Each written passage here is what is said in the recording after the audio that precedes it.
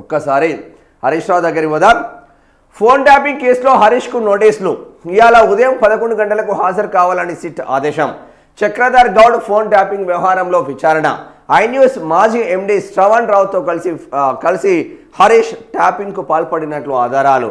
శ్రవణ్ రావును మరోసారి విచారించే అవకాశం కూడా ఉన్నదంట. ఇక్కడ ఎవరు హరీష్ రావు ఎవరెవరిది చక్రధర్ గౌడ్ ఫోన్ ట్యాపింగ్ చేసినట్టు చక్రధర్ గౌడ్ కంప్లైంట్ చేసింది. చక్రధర్ గౌడ్ ఎవరో కాదు, చక్రధర్ గౌడ్ సిద్దిపేట బిడ్డనే, సిద్దిపేట నియోజకవర్గ బిడ్డనే. ఇంకా హరీష్ రావు సిద్దిపేటకు సంబంధం లేదు. హరీష్ రావు హుస్నాబాద్ నియోజకవర్గానికి చెందిన వ్యక్తి.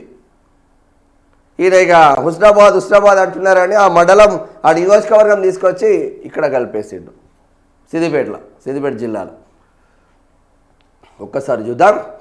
ఫోన్ ట్యాపింగ్ కేసులో కీలక పరిణామం చోటు చేసుకున్నది. బీఆర్ఎస్ ఎమ్మెల్యే హరీష్ రావుకు సిట్ సోమవారం నోటీసులు జారీ చేసింది. మంగళవారం ఉదయం 11 గంటలకు జూబ్లీహిల్స్ పోలీస్ స్టేషన్లోని సిట్ కార్యాలయంలో విచారణకు హాజరు కావాలని ఆదేశించింది. సోమవారం నార్సింగ్లోని హరీష్ నివాసానికి సిట్ అధికారులు వెళ్ళగా ఆ టైంలో ఆయన తన సొంత నియోజకవర్గం సిద్దిపేట పర్యటనలో ఉన్నారు. దీంతో అధికారులు నోటీస్ కాపీని సిబ్బందికి ఇచ్చారు. సిద్దిపేట ఎమ్మెల్యే అభ్యర్థిగా పోటీ చేసిన రియల్ ఎస్టేట్ వ్యాపారి చక్రధర్ గౌడ్ ఫోన్ ట్యాపింగ్ వ్యవహారంలోనే హరీష్ రావును సిట్ విచారిస్తున్నట్టు తెలిపింది. చక్రధర్ గౌడ్ ఇచ్చిన ఫిర్యాదు ఆధారంగా హరీష్ రావు అనుచరులను పంజాగుట్ట పోలీసులు గతంలోనే అరెస్టు చేశారు. ఆ సిట్ కూడా వారి స్టేట్మెంట్ రికార్డు చేసినట్టు తెలిసింది. ఐన్యూస్ మాజీ ఎండీ శ్రవణ్ రావుతో కలిసి హరీష్ రావు ఫోన్ ట్యాపింగ్కు పాల్పడినట్టు సిట్ ఆధారాలు సేకరించింది. ఈ క్రమంలోనే హరీష్ రావుకు నోటీసులు జారీ చేసింది. కాగా ఫోన్ ట్యాపింగ్ కేసులో ప్రధాన నిందితుడైన ఎస్ఐబి మాజీ చీఫ్ ప్రభాకర్ రావు సహా నిందితులైన మాజీ పోలీస్ అధికారుల వాంగ్మూలాలు, టెలికాం సర్వీస్ ప్రొవైడర్ల నుంచి అందిన 618 నెంబర్లకు చెందిన ఫోన్ ట్యాపింగ్ లిస్ట్ ఆధారంగా సిట్ దర్యాప్తు చేస్తున్నది. ఈ కేసులో బీఆర్ఎస్ మాజీ ఎమ్మెల్యే చిరుమర్తి లింగయ్య, జైపాల్ యాదవ్ను ఇప్పటికే విచారించింది. వాళ్ళ నియోజకవర్గాల్లో ప్రత్యర్థులు సహా వ్యాపారవేత్తల ఫోన్ ట్యాపింగ్లు కూడా వివరాలు సేకరించిందంటే 618 మంది ఫోన్లు ట్యాప్ చేసిందంట. వీళ్ళంతా ఎవరెవరు ఉన్నారు అన్నది ఒకసారి చూద్దాం. ఇట్లయితే 2024 మార్చి 10న ఫోన్ ట్యాపింగ్ కేసు నమోదైంది. ఎస్ఐబి ఎస్ఓటి చీఫ్ ప్రణీత్ రావు సహా అప్పటి పోలీసు అధికారులు భుజంగరావు, తిరుపతన్న, రాధాకిషన్ రావు కస్టడీలో కీలక వివరాలు వెల్లడించారు. అలాగే మాజీ సిఎస్లు సోమేష్ కుమార్, శాంతికుమారి, జిఏడి మాజీ సెక్రటరీ రఘునందన్ రావు, మాజీ ఇంటెలిజెన్స్ చీఫ్ నవీన్ చంద్రును సాక్షులుగా సిట్ స్టేట్మెంట్లు రికార్డ్ చేసింది. మరోవైపు చక్రధర్ గౌడ్ ఫిర్యాదు ఆధారంగా పంజగుట్ట పిఎస్లో నమోదైన కేసును పరిగణలోకి తీసుకుంది.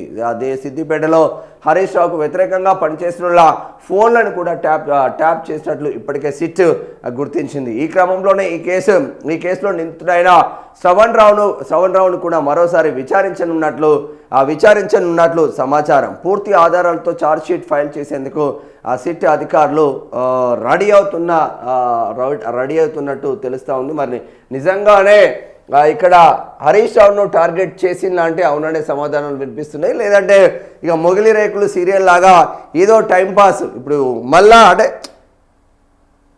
ప్రజలు ఆలోచన లేకుండా చేస్తూ ఉన్నారు రాజకీయ నాయకులు. ప్రజల ఆలోచన ఏంటంటే 420 హామీలు ఎటువంటి, 6 గ్యారంటీలు ఎటువంటి, నా ఉచిత బస్సు తప్ప నా రేషన్ కార్డులు ఎటువంటి, నా గ్యాస్ ఎటువైంది, నా ఉచిత కరెంట్ ఎటువైంది, ఇవన్నీ ఆలోచన లేకుండా ఒకదాని తర్వాత ఒకటి. అరే హరీష్ రావుకి ఏమో అవుతుందంటే హరీష్ రావును మరి జైలు ఎత్తారా? హరీష్ రావును జైలు వేసే కేసీఆర్ను జైలు వేస్తారేమో కానీ ఏ పార్టీ వాడైనా హరీష్ రావును జైలుకు పంపించే మొగోడు వేరే పార్టీలో లేరా? నేను ఓపెన్గా చెప్తున్నది. హరీష్ రావును జైలు వేసే పరిస్థితి లేదు. అవసరమంటే బీజేపీ కండువ కప్పుకుంటాడు, అవసరమంటే కాంగ్రెస్ కండువ కప్పుకుంటాడు. ఏ కండువాలు కప్పుకోకుండా హరీష్ రావు లాగా ఉన్నా కూడా హరీష్ రావును ఏం బిక్కటోళ్ళు లేరు. ఇవన్నీ ముచ్చట్లు.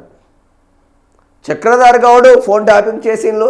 చక్రధర్ గౌడ్ భార్య పైన అనేక అక్రమ కేసులకు పెట్టి 2 భార్యాభర్తలను చెంచల్గూడ జైలుకు పంపించిన గనుడు హరీష్ రావు. దాంట్లో విషయాలు ఏం లేదు. అనేక సార్లు జైలుకు పంపించిన గనుడు హరీష్ రావు.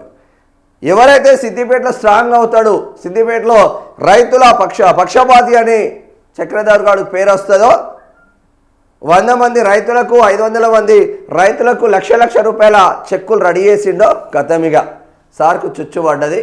ఆయన మీద వేసి లేనిపోని ఆరోపణలు చేసి 5-6 కేసులు పెట్టి ఆయన ఆ కార్లను సీజ్ చేసి ఆయన మొత్తం సర్వాన్ని కథం కంప్లీట్ చేద్దామని సార్ డిసైడ్ అయ్యిండు. ఏమైంది? బీఆర్ఎస్ మొత్తం సర్వనాశనం అయింది. అందులోంచి ఒకని నాశనం ఎప్పుడు కోరుకోవద్దు హరీష్ రావు. నీది కూడా ఏదో ఒక రోజు గట్టిగానే అవుతుంది. దీంతో ఏదో ఇప్పుడు మొత్తం ఏదో అయిపోతుంది అంటే మేమైతే నమ్మం. సిట్టు మీపైకి వచ్చి మొత్తం విచారించి హడావిడి చేస్తుంది అంటే ఇదో నెల 2 నెలలు ఎపిసోడ్ నడిపిస్తారు. 2 సంవత్సరాలు ఖతమైంది. ఇంకో కొన్ని రోజులు నడిపితే 3 సంవత్సరాలు అవుతుంది. ఇది టైంపాస్ ముచ్చట తప్ప వేరే ముచ్చడే లేదు ఇక్కడ.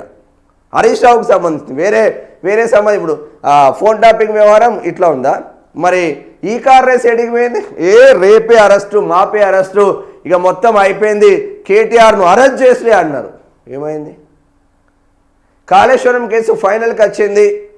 ఇక హరీష్ రావును విచారించి ఇక్కడ కేసీఆర్ను విచారిస్తే ఇక కేసే ఫైనల్ అవుతుంది, వీళ్ళిద్దరిని జైలు వేస్తారంటారు. ఈటల రాజేందర్ కంచి మొదలు పెడితే హరీష్ రావు, ఈటల రాజేందర్ కేసీఆర్ను విచారించేళ్ళు. ఏమైంది? ఒరిగింది ఏమన్నా? ఏముండదబ్బా, ఉద్దరం ముచ్చట్లు ఇవన్నీ.